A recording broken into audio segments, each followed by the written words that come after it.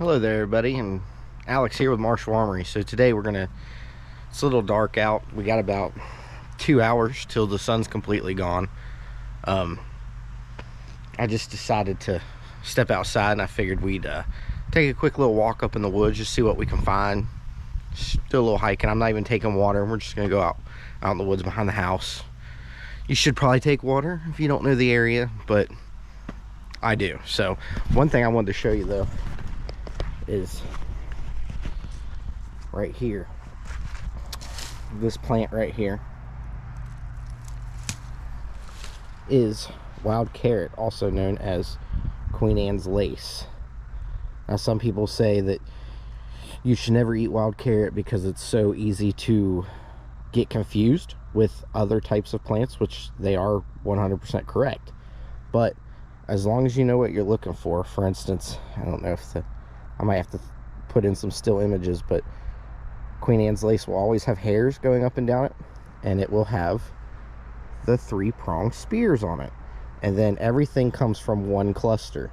See how it's one cluster and then up? Okay, it's not individual clusters, it all goes up. But also the root of this, if I were to pick the root of that, it's actually would smell like carrot in seasons, just like carrot. So we're gonna go take a look around and see what we can find. All right, so the part of the woods I'm in here in the eastern woodland, we do have a lot of pines here. The only pine that we have around here that would be poisonous would be the ponderosa pine, but that's not native here. So anytime, if you're in West Virginia or the eastern woodlands, a lot of times if you find a ponderosa pine, it is toxic, but that means somebody planted it there. You're not going to be walking out in the woods in the wild and find a ponderosa pine. But anyways, this right here is an actual pine tree that somebody has cut. There's not too many pines around here, but you see how these needles are long. This isn't a spruce. A lot of people get conifers confused. This is actually a pine. Now this is from the area where I live. There's only a few of them. This one's been recently trimmed. Nice dry. Ooh, see that orange amber collar in there?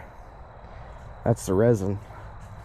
I will come back and probably harvest some fat wood out of this.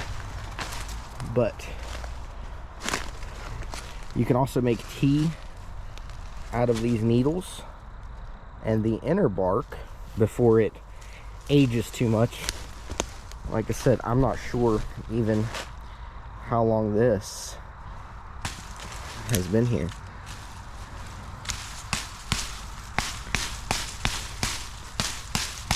Kind of hard to do one-handed, but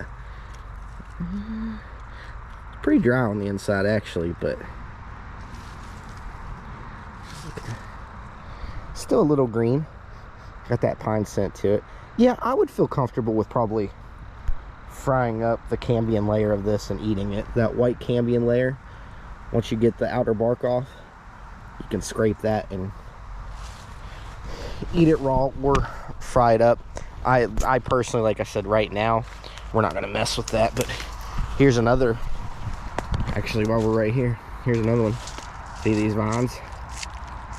This time of year the water's not flowing as good, but these vines actually, yeah, that's cracking even. That's pretty dry, but we're also getting into the colder months.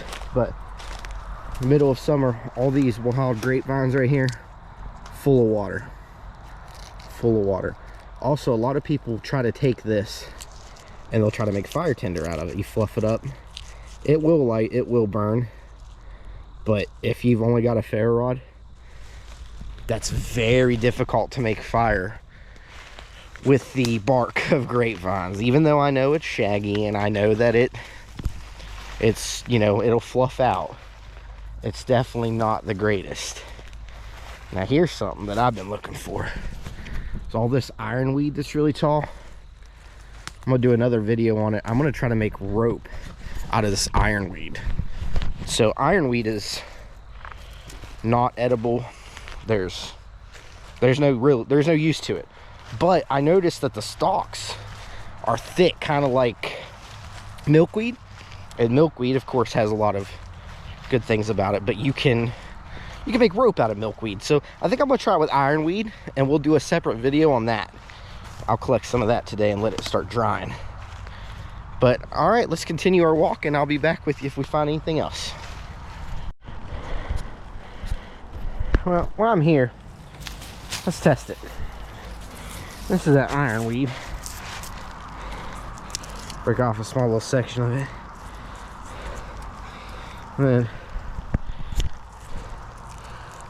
I got about 18 inches or so of it. Let's go ahead and hop under a tree here. It's just a light sprinkle, so good tree coverage. There's that shagbark.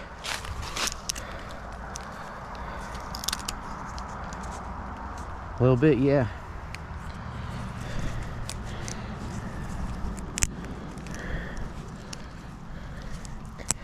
Yeah. There's stuff hanging off of it though. Nope, it's not what we're looking for. But anyways, all right, so like I said, got like 18 inches of it or so here. Let's go ahead and process it. I don't want to cut down a bunch of this, take it to the house to dry it. Which, see, I do it like this. So I break it one way, so you end up like how you pinch it, you end up with like a flat piece, and then I rotate it 90. I'll break it again. That was a big doe. Biggin'.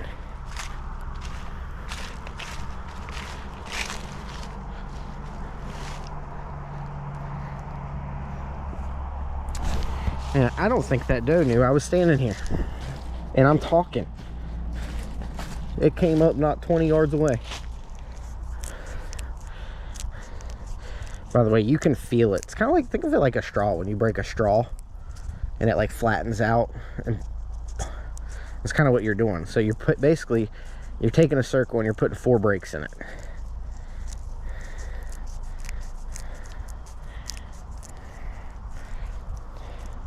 Then from there, yep, oh, not exactly what I wanted, but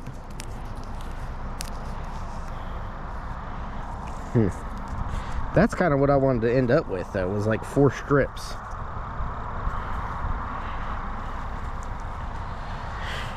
And then now we got to get the that inner stuff off of it. But that's my question.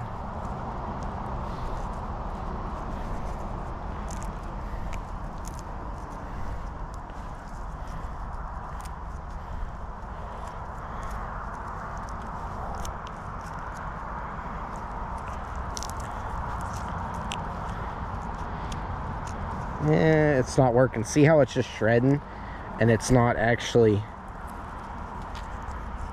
getting the pith out of it?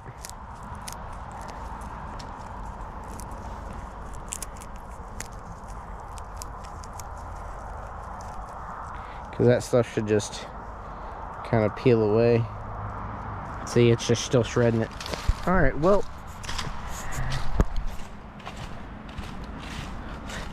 so that didn't work, but I was also using a dead one. Can I find a green one? Here we go. Here's a green one.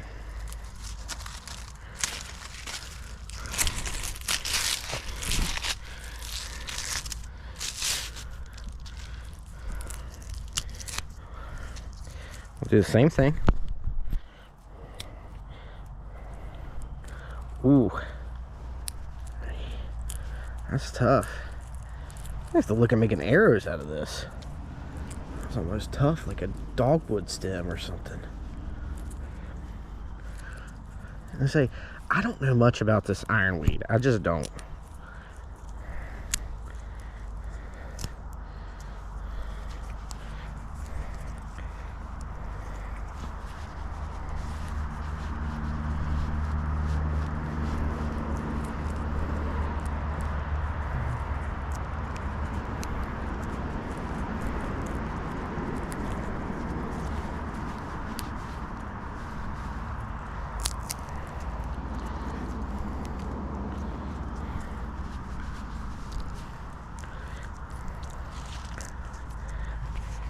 If I had my mallet, I could smash it.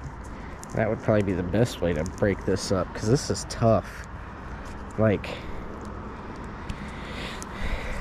way tougher than I thought it was going to be.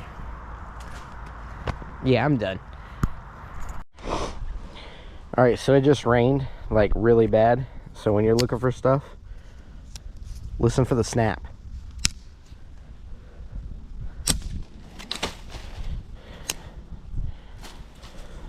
So that's what I'm looking for. So I'm looking for this stuff that makes a nice snap.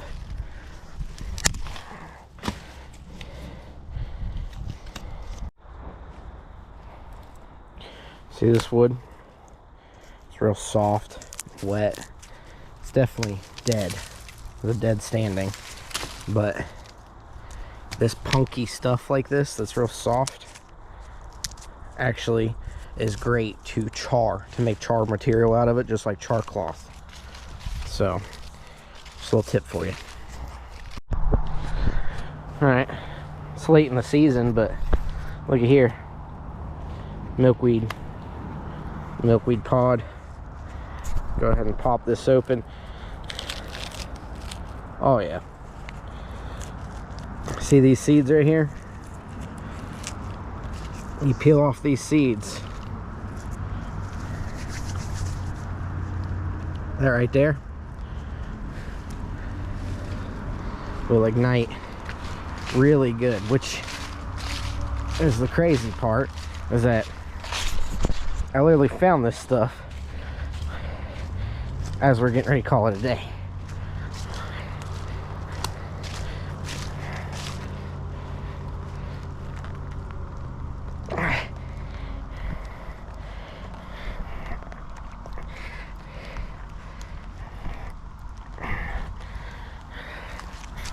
So I'm gonna set that right there, fluff it out.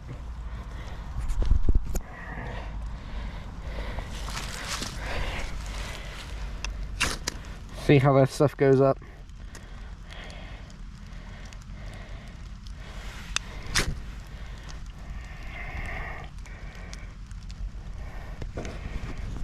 Like,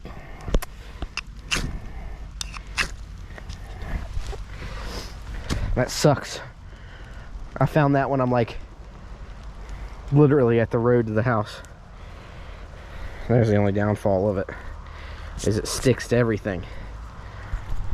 But if I would have had that at the beginning, that would have been great.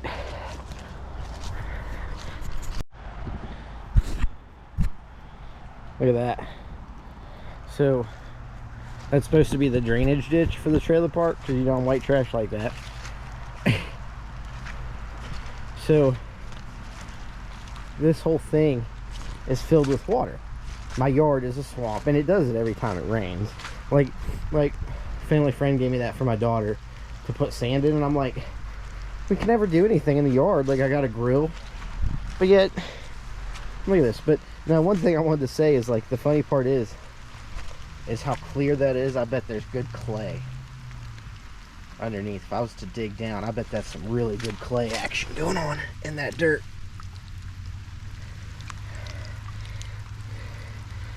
Oh yeah, I can see and feel the clay already. So that's good to know. But that water right there is probably way more cleaner and less chemicals than what's in my house, like than what comes out of the sink. You know what I'm saying? I don't know, food for thought, I guess.